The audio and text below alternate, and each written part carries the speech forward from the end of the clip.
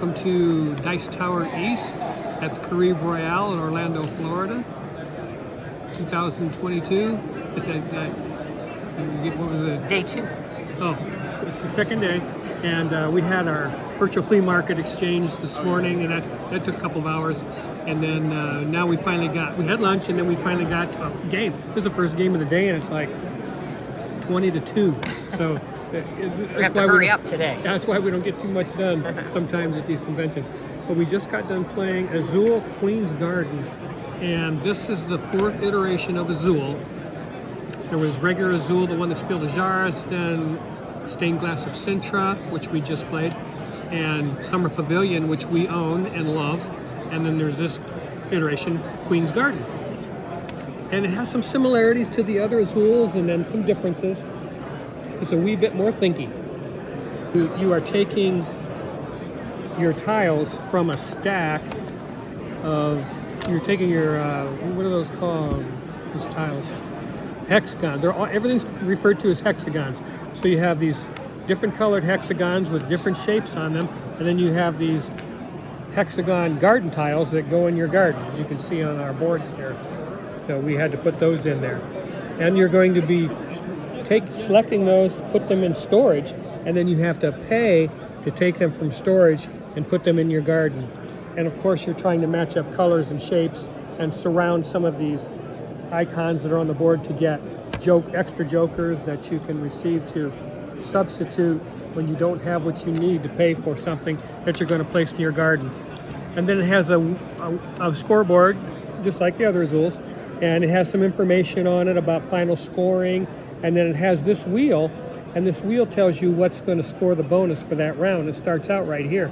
So that the shape of a tree will score the bonus, light blue and dark green will score the bonus for that round also. And then these 3 items for the second round will be the bird, the butterflies, and the dark purple will score for the bonus, and so on. And you have 4 rounds, and this wheel goes around to 4 different positions to tell you what's going to get bonuses during that round. So you want to try to do those things as you're putting together your garden, and there's a lot to think about because you have an extra step in here where you're storing things and then paying to place them, and that doesn't happen in the other Azul variant games. And this is a pretty good one. This is a thinky one, and it's I think it's a little bit more difficult puzzle than Summer Pavilion. But we like Summer Pavilion. I think it's a little more intuitive, and it plays faster, and it offers a nice complexity with that also. But again, if you like this one, and if you are interested in this one, it's a solid game by my favorite board game designer in the world, Michael Kiesling. I really enjoy his board games, and this is no exception. Absolutely like this game so much. It was a lot of fun to play. But I'm not going to have 2 Azuls in my house, and I already have Summer Pavilion, and I'm in love with that, so I will be keeping that. This didn't do enough to make me want to go out and buy it and have 2. It's a little more difficult. Yeah, the two versions of Azul in my house. But it comes with a nice little insert in the box to hold everything, and a nice draw bag for your garden tiles. And components are all real nice. Yeah, the components are all real nice, other than, it's just like all the other Azuls. Yeah, the play mats are paper, and the center board is paper. And I don't know. I wish they'd get out of that habit. It's just, make these thick cardboard. It's not going to hurt anything. And it just makes people, this is an abstract strategy game. And here's my opinion on that. If you're making an abstract strategy game, a publishing company for board games should understand that it's the tactile nature of abstract strategy games that you want to touch and feel things, and you want the components to be memorable. And matter of fact, I just was able to get a copy of Awari Deluxe. I've been looking for that for a while. It's an area control game, but it has those beautiful pieces in it in this deluxe edition that are just so fun to touch. And sometimes it makes a difference. It's like in Splendor. When you play Splendor and you have those poker chips, it does something for the game to be able to have those chunky pieces to play with when the game is outstanding, and this is an outstanding game. Make no bones about it. This is a great game. If you want to go out and get a version of Azul, and you like a little deeper complexity than what Azul offers, hey, this is a nice one, and I think you'll have a great time playing it. I lost by 2, but it was fun. It was a close game, and we had a good time playing it for sure. So yeah, that's Azul Queen's Garden, and I just wish they would have went a little, put the pedal down a little further. These could have been meeples, you know, instead of cubes. I mean, it could have been a little nicer. Some of the things could have been a little nicer. And then I tire of this. Yeah. Again, in an abstract strategy game like this, you want the pieces to be nice, even the boards, because it's like chess. I've seen some beautiful chess sets, and that game just elevates it to something different when the pieces are gorgeous. And I don't know. I could go on about it all day, but hey, that's Azul Queen's Garden. We liked it. Actually loved it. I would say it's an excellent game. If we didn't own Summer Pavilion, I would consider it. Yeah, we really like Summer Pavilion. Summer Pavilion is a little easier and a little quicker. Yeah, it plays more to our taste, so we really love Summer Pavilion. It's a lot of fun, but it would take a couple more plays to really get it down. Yeah, I think you could probably do this game. It took us a longer than an hour, I think. Yeah, but what does it say on the box? 45 to 60, doesn't it? Yeah, 45 to 60. I think that's about right. 45 is probably accurate. Yeah, if you're familiar with the game, once you set it up and go. If we'd known what we were doing, but we had to read the rule book and stuff, so it took a lot longer. But yeah, great game, and I hope you get a chance to check it out. And that's Azul Queen's Garden, and we'll see you next time here at the Dice Tower Convention in beautiful Orlando, Florida. Yeah, we love it. I hope you're having a great day wherever you're at. Talk to you later. Bye-bye. Will you talk about board games today? I will talk about, my wife wants to know if I'll talk about board games today. What do you think of that, about that, you guys? It's my new t-shirt. You get it? Yeah. So yes, he will talk about board games today. I will talk about board games today. And the blue is yes, and the red is also yes. It's just red. But red. Okay, we'll talk to you later. Bye-bye. Hey everybody, welcome to Bones Collectors, still here at Dice Tower East in sunny Orlando, Florida. 2022 Dice Tower Convention here. We're having a great time playing games and telling you guys about them. But we just got done playing Succulent by J. Alex Kevern. Succulent came out in 2020. Now, J. Alex Kevern, if you don't know who he is, he's a really good board game designer. We have 2 games by him already solidly in our top 100, Gold West and Sentient, and we love both those games. They have that certain something that makes you want to play them always. And so we thought we'd check this game out. Now this is the second time we played it. We played it at another convention and we liked it, but just playing a game one time doesn't really, sometimes it just doesn't give you the full picture. So we want to try it again, and we played it here at this convention. And you know what? This is a really good game, but it's just not good enough. It works really well. Yeah, it's beautiful. You're building these gardens you're acquiring these garden tiles by putting your avatar on these gold cards, and then you're going to take those flower gardens, put them on the board, put your particular color flower to signify that that's your flower bed. And of course you get bonus points on some of these cards for contiguous flower beds in the garden, and for gardens, flower gardens on the edge of the board, and for cards or flower gardens for the size of your flower garden, like how many space flower gardens, 2 space flower gardens, and so forth. So they have all these, and you've seen these before in board games. So they have all these gold cards that are going to reward you for the way that you lay out this flower garden. And then on your player board, you also collect water drops, these beautiful crystal water drops, and they give you points. The big ones give you points at the end of the game. The smaller ones will give you a flower when you need it of that color on your player board. So that helps you out, and I used them. I used them a couple times to help me complete some of these cards. The game production is fine for what it is. It's good. It's good for what it is. Yeah, I thought so. This stuff's real thick. Yeah, and it's very pretty on the table. It's just that we have several of these types of games in our library already, and I don't think this can bump any of them out. And that's what you have to consider, because we have a limit. You know, we have a limit to how many games we have in our house. Right now we're at 140, and I'd like to stay there. As a matter of fact, I wouldn't mind losing about 10 more of those games. But that's about where we like to have, as far as a gaming library, you know, a little over 100 games, and that way we feel like we can play games, all the games in our library. And you know, we did that video series where we're playing through our library because we want to play our board games. We don't want to have a shelf of shame. Which we're going home with. But I bought 10 board games that I haven't played, and I'm going home with, so I'm going to have a shelf of shame for the first time in years. But yeah, but this is a really good game. If you guys like puzzle games, this type of thing, where you're thinking really hard to put together a very tactical, very, very pretty puzzle, and it makes you think pretty hard in this game. But and we really, really enjoyed it.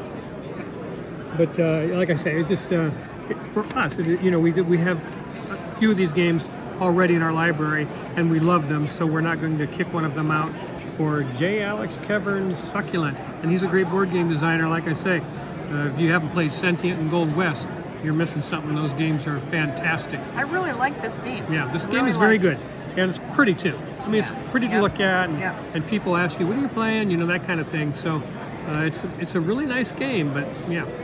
Anyways, yeah, that's Succulent, and it came out in 2020. Is it played 2 to 4? Let's see. Oh, I think it has a solo variant, actually.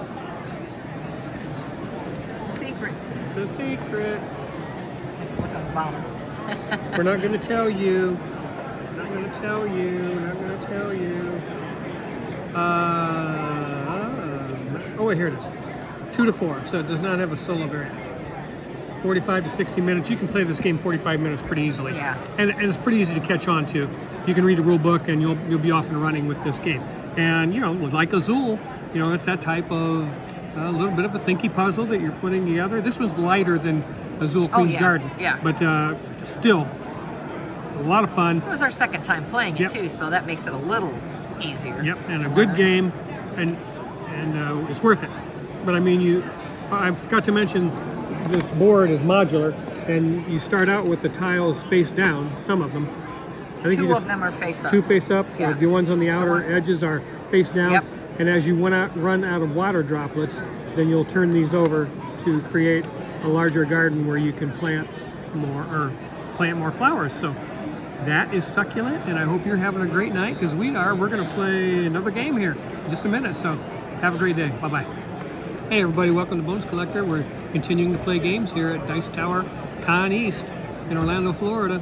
And we just got done playing New York 1901, a game from 2015. We were just curious about it. We had seen it on tables here and there, and we had a nice look to it, so we thought we'd give it a shot and try and play it. And this is a game designed by Chenere LaSalle. I don't know him, but I do know Vincent Dutray, and he did the art. And I always love his art, and even the box cover is inviting to me. I love it, and I love Vincent Dutray's art and board games. But this is a tile laying game, and you have 4 workers each. You're going to be selecting cards from a market, open market, and then you have a deck of cards called the future market, and you have 4 of them that you can choose. It shows you, whoops, that no longer. It shows you like a shape on the board, and you're going to place a worker on there, and that's claiming that land for your company, and you're going to take a tile and build it on that space where that worker has claimed that land, where you've claimed that land. And then you have 3 generations of building. You have bronze, silver, and gold, and you can overbuild. You can build silver over top of bronze and gold over top of silver and bronze, but nothing can be built over gold. So you have to kind of keep that in mind when you're doing your tile laying and planning, when you're doing land grabs. You have to be able to put tiles on the board that are going to have the land available to put one of your more higher scoring buildings on top of it. And it has 5 iconic buildings, New York buildings, and you can build one of those per player. and they have a huge point total on them. And there's points on the tiles. You score points for the tiles that you've built on the board, and then you have bonus cards with locations on them. And if you build, whoever has the most on those streets in New York, most buildings, you're going to get a 5-point bonus. And then it has another 5 cards that have bonus at the end of the game. Yeah, and that's really all there is to it. But the thing that made me kind of mad about this game, I'm going to tell you, is these little workers that come with the game. They're cute, aren't they? I like those a lot. But you know what they really look like when they come in the box? There. That's what they really look like when you buy the game. You know what? Yeah. Somebody's painted these, and if they didn't come like this, I wouldn't even play this game. I can't stand minis or little avatars that aren't painted. I don't know what it is about board game publishing. What board game publishing companies? There's the other player, and that can't send their minis that they use for avatars or whatever painted. What is so hard about that? It just kind of changed my whole mood towards the game, and I'm ranting about something that doesn't matter. I realize that, but I'm sorry. I'm hungry. It's almost supper time. But yeah, so You're angry. That is New York 1901. It was an okay game. I wouldn't. I don't know. Yeah, it was all right. It was okay. It was okay. We were curious about it. We wanted to play it. And, we tied again. Yeah, and the point markers are kind of cool. Yeah, those are cool. Yeah, I got skyscraper buildings that keep track on the score track. But yeah, so I would never play this game again. Unless someone begged me. But we're still having fun. We're still having fun. But yeah, that's New York 1901 by Blue Orange Games. And hope you're having a great night. Talk to you in a little bit. Bye-bye. Hey everybody, welcome to Bones Collector, and we're here at Dice Tower East. We just got done playing another really cool game called High Rise by Guildhova, and it came out in 2020, I think. High Rise, and it's a area control, area influence game where you have the city on this player board, and we are going to move our markers around the city, around the island, and take different actions that you see on these tenant tiles, they're called. And they have a different action on them, and we move our markers around. And in a 2-player game, you have to use a dummy player, but that was okay. A dummy mogul. A dummy mogul, yeah. So, and then you have a blueprint card here that shows you how to construct your building. So you're gathering up these little things that. What game did we Floors. say? Yeah, but what game? Russian railroads. Oh yeah, this looks like railroads from Russian railroads. But yeah, these represent floors in your building, and you have to construct them according to this blueprint card and put them on the board. And there's various ways to make them taller than they deserve to be. You can get a spire. Or you can get like a penthouse thing, and different cards that you can acquire here to allow you to get some special benefits and build your buildings a little taller. What was the one that was? Oh yeah, the high-end condo card. Now you can, during construction, you can add up to 2 floors of your choice. Just take them off your construction yard here. Is that what it's called? Construction yard, yes. Yeah, construction yard here, and just put them back in the bag, and you can go 2 floors higher. And then there's bonuses for tallest buildings. There's bonuses for the most buildings in a neighborhood, and stuff like that. So pretty common stuff. The game was a pretty good game. Yeah, I would play it again. The thing that I don't like about this game, and I'll tell you right up front, it has a super thin playing board, and it doesn't lay flat. And then the rule book was absolutely terrible, I thought. Yeah, it was awful. When trying to show you, it doesn't show you how to set this game up for beans. I mean, we pretty much had to read the entire rule book to figure out how to, which took us an hour. Yeah. Okay? It took us an hour to read the rule book and figure out how to set the game up. And once we did that, we could see how it worked and go ahead and play the game. It didn't take us that long. I think we played the standard game. There's like 3 different ways you can play: introductory, standard, and full game. Full game is probably a 2+ hour affair. We played the standard game, and we got us done probably an hour, a little over an hour, and it was fun. But yeah, it's just irritating when you have a rule book like that. It just slows you down. It was horrible. And when you're doing it at a convention and you're trying to bust out these games as fast as you can go, it really frustrates you. But once you're into it for like a half an hour or 45 minutes, you're like, I can't just chuck it all back in the box and take it back to the library. We spent all this time. Yeah, we got too much invested, so we had to go ahead and play it. But it's a good game. Didn't do anything for me as far as I would never take it home. It's not better than anything I got in my library. No. But it's a pretty good game if you happen to have it, and it's an enjoyable time. Again, area influence. It's nice to look at. Yeah, and it looks pretty cool once you get some buildings on the board and down here. yeah. I mean, it just looks pretty cool once you get going, but it was a lot of fun. So yeah, that is what else I want to say about this game. I think I talked about the blueprints, and you got these cards where you go to the tenant spaces. You can get cards that help you out, and you have to do that in order to get some of these buildings built and build them up. And then once the neighborhood's full, you have a corruption track over here. I don't know. I didn't talk about that. You have a corruption track, and you're going to take corruption for different things you're going to do. And there's bonuses for people who don't have a lot of corruption. Well, not really bonuses, but penalties for the person that has the most corruption. So I lost because I was corrupt. And she was a corrupt person. But yeah, so, and that... I didn't build my buildings where they told me to. Yeah. I took bribes. Yeah, it's pretty bad. So yeah, anyways, that was High Rise, and I wanted to play it. I was interested in it, and I saw somebody give it a pretty nice review, and I think they were pretty spot on. It's a pretty good game. If you like area control, area influence, that's what this game is, which I do. I like games where you're trying to battle for influence and control of a certain area, and the different ways that the game gives you to do that and make that happen. That's a lot of fun. So yeah, High Rise. Look how cool. Yeah. From Formal Ferret Games. Yeah, that's it for tonight. I maybe get one more game in. We're gonna try it. And you get this big draw bag full of those floor. I call them tiles, but you know, those floor thingy bobbers or whatever. You're drawing them out of there, and you get at some of these great big buildings. Yeah, 15 floors. That's a wow. pretty high floor. Yeah, I'd have to play this a couple times before I'd be good enough to be able to do that. Because you only start out with this much of a construction yard, and you have to add this on, and if you take this, it costs you 2 corruption to take that. So you're gonna 2020.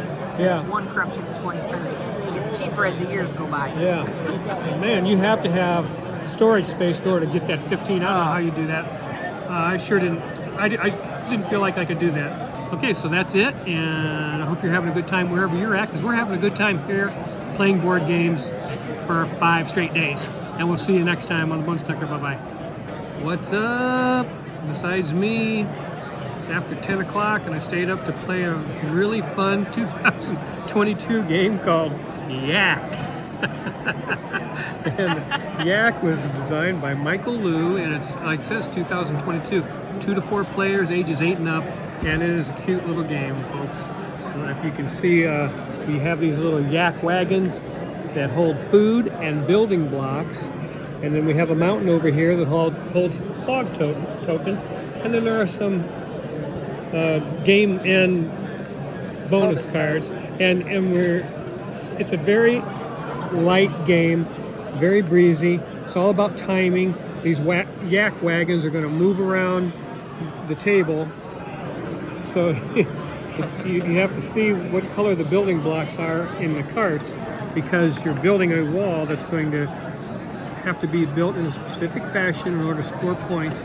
You're trying to get colors to group together, and you're trying to use these wild cards to make larger groups than you normally would be able to make, and you're doing all that while getting food from the market and from these cards, and so you're trying to look at these cards and decide the color of, you have to make a decision as to the color of blocks that you need and when that card's going to be in front of you, because every time you play a card, of course, the cards are going to move 1 space. This is a 2-player game, so we have 3 cards, but I don't know how it would play with more players, but it was pretty fun.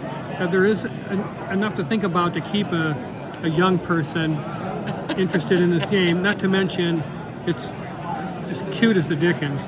I mean, these yaks these are heavy cards. Yeah, they are heavy. These are solid, and the carts are nice, and the The tokens for the food is nice, and then the first player token is a baby yak, and that's pretty damn funny. The game is triggered when the fourth level, one player has finished the fourth level, and then you get this token, and it's worth 3 points at the end of the game. When you draw a fog token, it makes the yaks go in the other direction, so it kind of screws with you a little bit, because it gets to the point where you see what you want. I mean, you're trying to score points and put these things together, and sometimes you just have to take what the game gives you. I didn't think I wanted to deal with orange, but after the wagon came around and I started getting the orange blocks, I went ahead and went with it in my pyramid, and was able to put together a group of 4. Because you see that light blue one down there, it is a wild. They cost a little more, +1 on the food when you're trying to buy them, but it's worth it because it gives you a little bit of flexibility. And that brings me to another point. There are some colors in here that are very close. This is gray and this is dark gray, and then they got a light blue for the wild. So those 3 colors right there alone are, I don't know, they're fairly similar. It's not too bad. If you play in bright light, you probably won't have a problem at all. But that was kind of a crazy way to go, but it's not that bad. I mean, some people won't have a problem with it. But once I saw this on the table, I saw somebody playing it yesterday, and I told Lori, "Hey, we gotta find that game and play it." I mean, how many games have yaks in it? I don't know. It was so fun. Yeah, it was cute. It was actually fun, and we're tired. Yeah, and punchy. Yeah, and we missed a rule where once you empty this cart, you have to draw 3 out of the bag, 3 building blocks out of the bag, and put those 3 in the cart to have something in the cart. We were having a couple of these carts run around here empty for a minute. I said, wait a minute, it can't be right. And I had to reread the rule book and realize, oh my gosh. Oops. Yeah, we missed an important rule. And that's very important. So we get for playing late at night. That's right. And this is a double layer player board where you're building your pyramid. Oh, yeah, it's very nice. And double layer player board, and it has a scoring legend on here to tell you how to score at the end of the game. It has a legend to tell you how many food you need to spend for how many bricks you're receiving, and at the bottom it says a +1 when you're buying a wild. And we got to do that a couple of times, but when we first started. Yeah, it's late, and I mean, I don't know if you can make a cuter game. It's been a while since I've seen a game that's this cute. This is definitely a game for families, I think. It's on that Honga, some of the hobby games, that level of challenge, but yeah, it's super cute. Again, you're trying to build this puzzle, this wall, as best you can, and there is a certain challenge to it. And again, it's all about the timing of these carts as they go around the path here, the yak path, yakety path. The yakety path. The yakety path. You go across the little bridge. Yeah, and it's just it's a darling game. It looks great. People stop when you're playing this game and hey, that looks really neat. and really check it out. But that's a yak. Do I have anything more to say about it? It has a nice insert. The insert was nice, yeah. In the box, yeah, and you get a pad of score sheets with the game. So that's pretty cool. Yep. And that's really all there is. Again, it's a light game, but I tell you, it's fun and it's cute.